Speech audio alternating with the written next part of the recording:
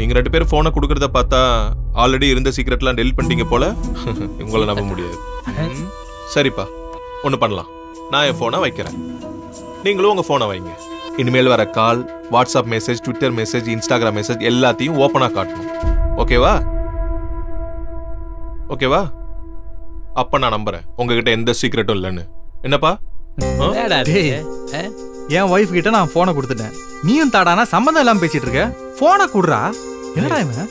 விடு மச்சான், அவனை பத்தி தெரியாதா உனக்கு? பயப்படுறியா? எனக்கு என்னடா இருக்க போகுது, நீ போனை குடுறா. சீக்ரெட் தான் இல்ல வையே.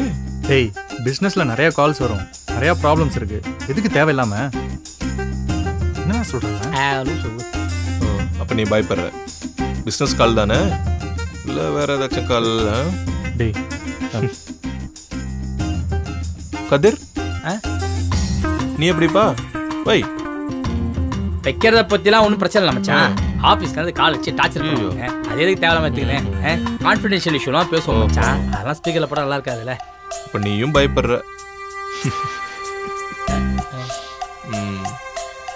அப்ப நீங்க 2 பேரும் ஒய்ஃப் கிட்ட இருந்து நிறைய சீக்ரெட் மறைச்சிட்டு இருக்கீங்க, அதனாலதான் போனை வைக்க மாட்டேங்கிறீங்க, அதானே? அப்படிலாம் எதுவும் இல்லடா பூஜா, அப்படிலாம் எதுவும் மறைக்கல. சரி, இப்ப நான் தைரியமா போனை வைக்கிறேன்ல, நீங்களும் வைங்க. ஏன் தயங்குறீங்க? என்ன சொன்னீங்கல்ல எல்லாரும், வைங்கடா.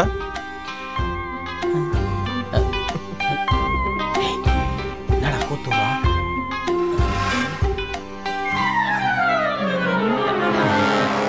அப்படிலாம் மறைக்காத.